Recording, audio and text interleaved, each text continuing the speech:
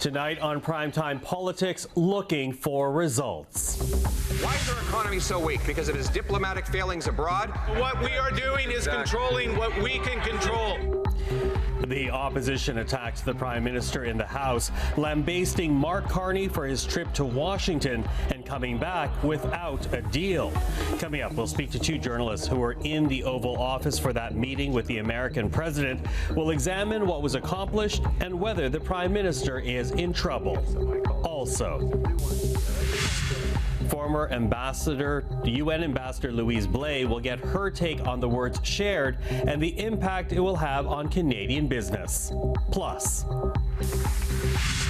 is continental free trade dead? This is Primetime Politics. Hello, everyone. I'm Michael Serapio. Well, the Prime Minister returned to Ottawa today and almost immediately faced a barrage of fire as the opposition accused Mark Carney of bowing down to Donald Trump, which Mark Carney pushed back on. There are auto workers who are sitting at home right now who do not know how they're going to pay their mortgages. This Prime Minister looked them in the eye and said he was going to protect their jobs. And then he said he would put his elbows up. And then he said he would get a win by July 21st. Then he said that he would have a deal. There's been no deal. There's been no win. And now for these workers, there is no job. Today we learned that he's backing down again on auto tariffs. Why is it that he's selling out our auto workers at a time when they need him most? Japan, the European Union, the United Kingdom, every other country in the world is paying a higher tariff than Canada has gotten on automobiles. And we are not done.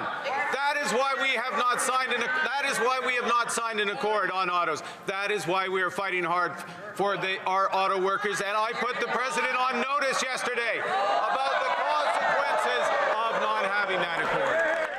Okay, let's talk about this. Stephanie Taylor is a parliamentary reporter for the National Post. Stephen Chase is senior parliamentary reporter for the Globe and Mail. Hello to both of you. Hi. Okay, so all three of us were in Washington. We came back to Ottawa, midday today. And I think it's fair to say that the Carney team was feeling fairly positive about the visit down to Washington and how things went down in the Oval Office yesterday in particular.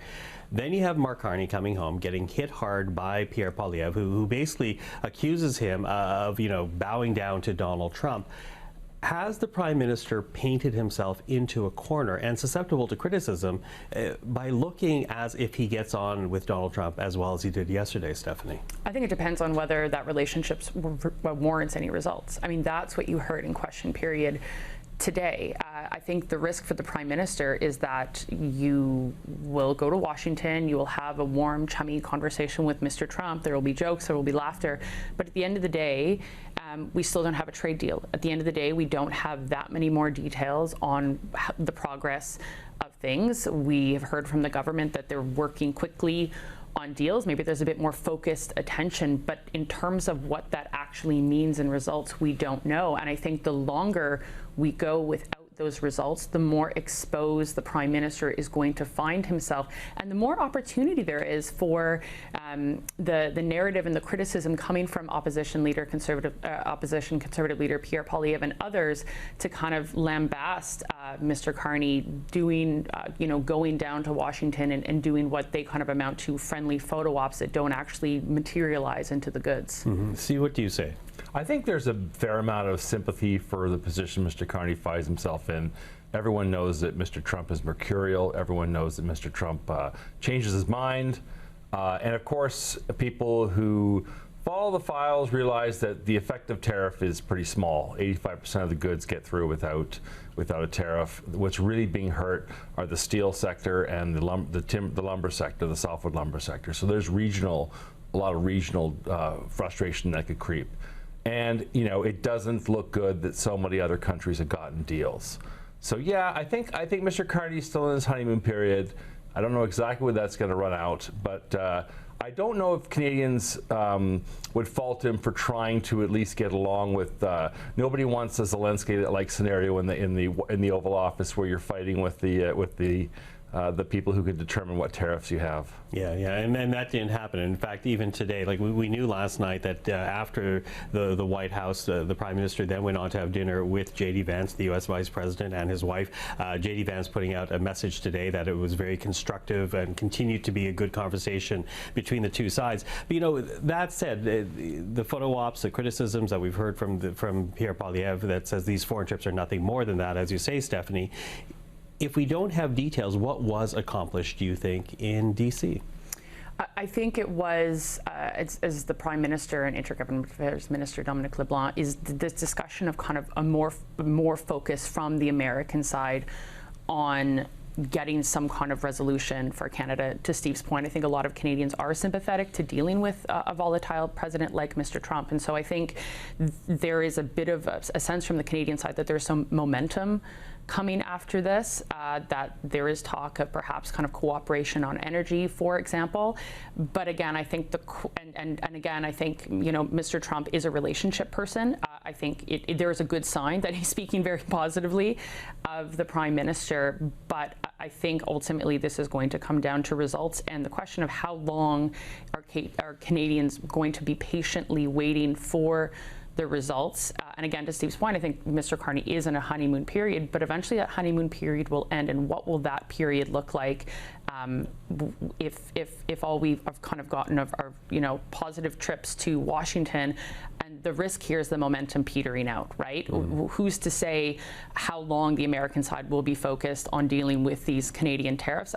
Mr. Trump has a lot on his plate. There's many other countries looking for deals. So does this momentum lead to something culminating in the coming weeks, as the Prime Minister's office said? Or could there be another risk where things kind of seem to stall out? We see more tariffs coming on versus any movement on a deal. You know, sorry, go ahead, Steve. I was just going to say, I also don't think Mr. Trump had, or Mr. Carney had any choice. My understanding is Mr. Trump said to him while they were both in New York for the UN General Assembly, "Oh, you got to come to Washington." So he can't say no to that. He has to go. But what's interesting during the conversation is the areas of commonality that Mr. Trump sketched out that previously would have been frictions.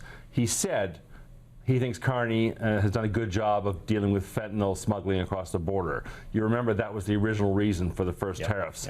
He also said that he thinks that we're going to work together on the Golden Dome. So he thinks we're you know, fellow travelers on that idea for this integrated missile defense. And third, he said with China, he didn't raise any of the concerns that other MAGA people have about Canada being a backdoor for Chinese investment or Chinese goods. He said, what should Canada do? Just compete with China. So there was a lot more commonality here than last time in my mind. So like Stephanie said, it's relationship building with a man who's all about relationships. Well, in some ways that leans in onto what the PMO was saying, that this is a not only trade but also a strategic, you know, initiative kind of meeting that was going to take place between the two, despite the low expectations that they, you know, the bar that they're trying to set going into it. Out of it does come the Golden Dome scenario and talk, cooperation, as you say, on China. So that is a different role that the administration is casting for Canada than we saw earlier this year. How does that overall work in Canada's favor when it comes to trade, Stephanie? I think what's interesting is that we are getting fleshed out from this trip areas where you see Canada thinking what it can offer to the Americans. Clearly the strategy wasn't working of just hammering home to the U.S. administration how important this trading partner was. I mean, for a lot of Americans, free trade is not a term they necessarily like.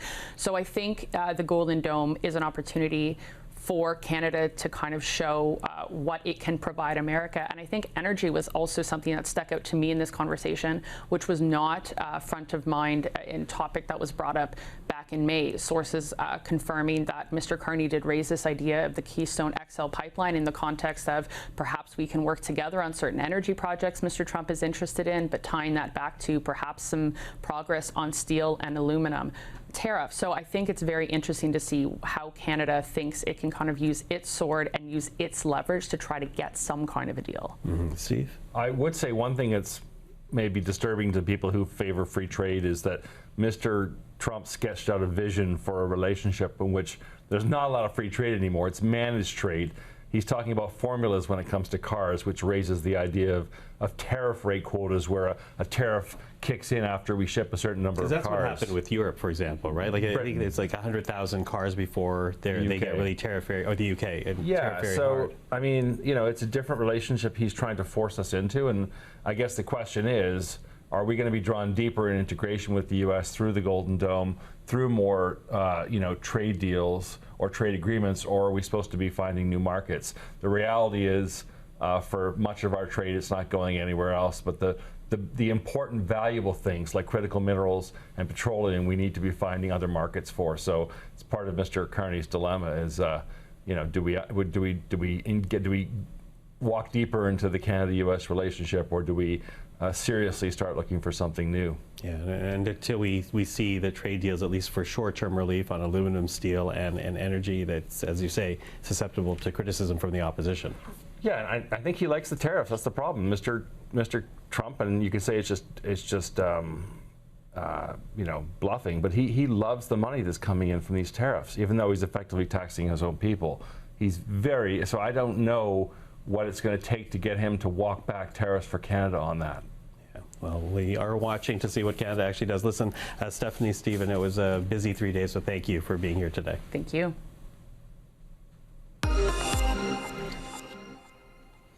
Okay, now while the Canadian delegation may have left Washington feeling good this morning, in Toronto today, a Trump official made some comments that have other leaders still feeling very uncertain about the future. Howard Lutnick is the U.S. Secretary of Commerce. He spoke at a closed-door event earlier today, saying Canada will not avoid tariffs in any future deals with the United States, and that car assembly will be in the United States, not in Canada. A stark change in tone to the more amicable words shared yesterday in the Oval Office. I think he's a great prime minister. I mean, he could represent me anytime. You are a transformative president. Well, to talk about the Canada-U.S. trade relationship is Louise Blais, Canada's former ambassador to the United Nations. Madame Blais, thank you for being here. Great to see you, Michael. And you. So listen, you know, it sounds like when you listen to what Donald Trump is saying, there seems to be progress being made with the United States when it comes to trade. But then you listen to Secretary Lutnick from earlier today, and those deals will include tariffs. So I'm wondering, how do you think Canadian officials should move forward? Because on the one hand, a positive signal from the president, on the other, a clear signal that you're not going to escape tariffs as a country. Right. Well, I think you're absolutely right. I think what we saw yesterday is a better tone, a better relationship, a good dialogue. This is not a bad place to be. But I think the Americans have been saying this for quite some time, that they want to see some restructuring of the relationship when it comes to trade. And when you think about all the deals that they've done around the world, they seem to be telling Canada, look, you're going to have something that's relatively better, but you're not going to be a place where a platform for those other continents to export into the United States. So it's as if they want to close a back door and keep things at a certain level. Now, I think some sectors are going to get it better than others, and obviously yesterday I don't think it was very good news for the auto sector. I think what we're hearing from the administration is that they feel that it is their realm to make final assembly. That is the distinction that they made. Parts, well, they seem to be a little bit more open on it, but that's what we're hearing, is that it's going to be on their terms, and they're going to parcel off what Canada, in their mind, can still have. I mean, that's what we're hearing. Yeah, and that is what we're hearing, as you say. And then when you listen to Donald Trump yesterday, he said he thinks Canadians will be happy with the deal, whatever that deal is, whenever it comes. He thinks Canadians will be happy with it. But I wonder if that means happy as compared to other tariffs or other countries and jurisdictions. Because we know the UK now broadly has a 10% tariff on goods. The EU broadly a 15% tariff on goods. So what do you think is a level that would be acceptable for the Americans that Canadians might be able to live with? Well, I mean, that's the big question. Obviously, it has to be under with these other agreements. It makes absolutely no sense that you would tariff in excess the components that are North American, many of them U.S. components. So clearly they're going to have to bring down those tariffs, probably underneath the deals they've made elsewhere. But at the same time, what we heard yesterday is, and it was the first time that in my recollection that I heard the president say, you know, it's because you, Canada, you're close. You're taking advantage of the fact that you're next door to access our market for free. You know, I'm paraphrasing here. And so he seems to say that there's a particular problem in his mind with Canada. And it was interesting because he didn't mention Mexico, but it's sort of the same thing with them. And their auto industry now is much larger than ours. So that's what's new, and I think we have to navigate that very carefully. I think we have to continue to make the point that the components that are made in Canada, and even the little that is still assembled finally in Canada, is not a threat to their industry. That in fact we have to keep reminding them of the number of Canadian companies employing American and the auto sector. A lot of our companies like Martin Rea and Magna have thousands and thousands and thousands of employees throughout the United States. So, you know, I think the conversation isn't over, but I think yesterday we had a verbalization of their point of view in a way that we hadn't heard publicly before. Yeah, absolutely. And we also heard the Prime Minister lean in on the fact that, you know, in the last 12 months alone, Canadian firms have invested $500 million into the United States. He went on to say that if Canada gets the deal that he thinks Canada should get, there could be another $1 trillion, $1 trillion over the next 5 years. What do you make of that strategy that Mark Carney was employing, not only behind closed doors, but very publicly in the Oval Office? Well, I think it was smart for him to say it publicly like that. It was the right place to say it. He could have said it before, but I think we're kind of playing a little catch up with what other countries have done, and like the EU, for example, as you were mentioning earlier. And so these are, why not say that 2 or 3 months ago? Why, you know, it just feels like we're a little bit late to making some of those arguments, at least publicly. One can only expect that they've been made in private. The Prime Minister says that he's been in touch with Donald Trump regularly. We don't know. We never get a readout of those conversations. They say they don't want to negotiate in public. But I think that strategy is important. You have to remind the importance of Canada and the United States. But we'll have to wait and see. It always seems like it has to be framed as a win for Donald Trump. And I'm not sure it was phrased that way yet. You know, it was sort of, this is what I will do, Mark Carney, and it's not clear that the Prime Minister can actually conjure up and force, you know, and pose private sector decisions. But sadly, it has to always be framed as if it's Donald Trump that's making those deals. So we'll have to wait and see whether that's a deciding factor, whether that kind of helps us. But it's a fact that we're an enormously important investor in the United States. We already are. So let alone what we could do in the future. So what then do you take of the positive words? Because when Donald Trump was talking about Mark Carney, and I'll preface this by saying, because I just came back from Washington this morning. I was in the Oval Office yesterday, and going into that meeting, the background that we were getting from people who are familiar with the situation, they were essentially saying, you know, don't expect much from this meeting. They were downplaying expectations. But at the end of the day, what you had was the U.S. president being very effusive about the Prime Minister, calling him a nice guy, a great leader, a tough negotiator. When you hear those words from Donald Trump, is that a good signal for Canada? Oh, I think it is a very good signal for Canada, but it's not just a good signal for Canada. It's a good signal for Congress. It's a good signal to investors. People are listening to this around the world, and up until recently, we really have seemed to have been at odds with the Americans, and that is, I don't think, has helped us, our standing internationally in terms of business stability. So the fact that now this is being played all around the world, that they are friends again, quote unquote, that there's a relationship there to build from, I think that's very important. And I'm in D.C. all the time, and I meet with lawmakers regularly, a lot of Republicans, and they'd like things to move forward, and they haven't liked the fact that we have seemed stuck for several months. And they kept telling me, Louise, it will start at the top. That relationship has to be good for anything good to happen. And I think that's what we saw yesterday. And Congress paid attention, and people in government paid attention, and people around the United States would have picked that up too. So it was good for Canada in that sense. But we have to keep it up. You know, that was yesterday. Today is today. Yeah, that's your advice to Canadian officials, because the negotiations do go on right now. They are. I mean, it didn't. And you know, obviously, there's a lot of criticism being placed at the feet of the Prime Minister for going down there without and coming back empty-handed. But I wasn't expecting anything to come of yesterday in terms of a deal. But I still felt it was important that he go and that he build that relationship, and they'll get there. They will get there. It's just going to take a little bit more time. Yeah, a little bit more time, perhaps in weeks, on steel, aluminum, and energy, as we're hearing from the two sides. You know, I'm already out of time, but I want to ask a very quick question of you, and this is just to Canadians about what to expect, because just to summarize a bit of what you've been saying, it seems like Canadians need to be ready to put some water into the wine right now.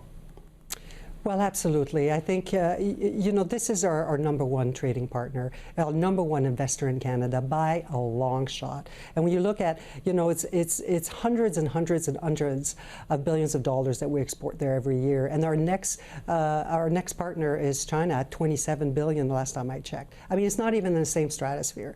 So this is an important relationship. We're going to repair it. We will get through it. It might look different moving forward, but that doesn't mean that it won't be successful. And I think it's very important that people-to-people ties remain strong. Americans are our friend. I'm their friends. I'm there all the time. I feel safe. I feel welcome. And I think we just have to still believe that the continental competitiveness will I was going to say trump the rest. And I think we're, you know, a year from now we'll be in a better place than we are now. But I think we have to adjust at what that is. But that does not mean that the United States won't continue to be our number one ally. Louise Blais, always appreciate the time. Thank you for this. Thank you for having me.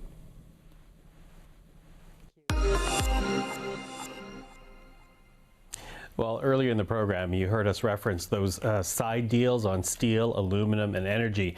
And the Prime Minister's office says there is an opportunity to make, quote, material progress on those files in the coming weeks, which, in an era when the U.S. is walking away from free trade, could be a win for the Carney government. That is, if something does happen with those trade sectors. We've agreed we would be working on is a steel, aluminum, and energy deal. So we'll see where we'll be able to land.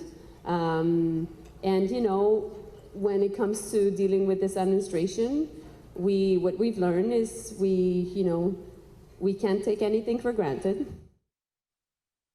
Well, we're now joined by William Pellerin, a former Deputy Director for North American Trade at Global Affairs, these days a partner who specializes in international trade at Macmillan. William, thank you for being here. My pleasure. Thanks for having me. Listen, I want to begin with the broad-based question, because this was coming up in discussions when we were down in D.C. this week. Is continental free trade, as we have known it since the late 80s, coming to an end? I think so, in many ways, absolutely. I mean, we heard Secretary Lutnick at the Canada-U.S. summit today talk about how automotive manufacturing was going to happen in the United States first, that the U.S. would be first and Canada could potentially be second. Those types of statements really go to the idea that free and fair trade flowing across borders in a way that we think of North America as an integrated whole has some cracks in it. Now, I don't think it'll go away entirely, of course, but I think those cracks are going to become quite important. Yeah, quite important. So much so that we heard Donald Trump in that news conference in the Oval Office yesterday talk about how he was open to bilateral deals, and the fact that he likes bilateral deals more than multilateral deals. Is that what we're going to go back to, do you think? I think the CUSMA USMCA in its form right now will probably survive. I think that makes sense. I think we're not immune from side deals, however. And so the CUSMA might exist in its current shape, and then there might be a lot of bilateral side letters on things like the 232s, the Section 232 tariffs, sectoral tariffs. So I think that will probably complement the CUSMA, and then he's going to be striking small deals left, right, and center with all sorts of countries. Mm-hmm. Small deals based on the industry, based on the sector, is what That's right. I take That's from right. that. And in some ways, he's going to have to do that because he won't always have the authority from Congress to actually do trade deals. And so in some ways, what he's doing now with the UK or with Japan or with the EU and Korea is signing these small deals that just roll back the tariffs that he unilaterally imposed. But these are not comprehensive free trade deals in the sense that we understand them to be. Yeah, that's interesting you use those words, because I did want to ask about you, who understands trade deals as well as you do. I hear you say that CUSMA will probably survive in some form, but we also are hearing great criticism from the United States. If at the end of the day, the Trump administration wants to get out of CUSMA, how easy would that be? As a matter of law, quite simple. I mean, there's a 6-month notification period that exists for someone to actually exit, for one of the parties to exit the CUSMA, so they could trigger that exit any time. That's a nuclear option and would have massive repercussions on the U.S. economy as well as Canada's and Mexico's, especially if there's not something immediately lined up to take over. So I don't anticipate that would happen. It might be threatened along the way, but I think that's probably a step too far even for this administration. On the other hand, there might be side deals or major renegotiations at the same time as we move forward. Yeah, and we may actually see an example of those side deals in a matter of weeks, because the Canadian and American officials have been told now to work on aluminum, steel, energy, and a few weeks is kind of the rough timeline that we're receiving. What do you take away from that? Does that set the course for what we're going to see going forward, do you think? I think so. I think that'll be really important, but there's probably a very small window for these side deals, small deals, before it all gets rolled into the CUSMA renegotiation.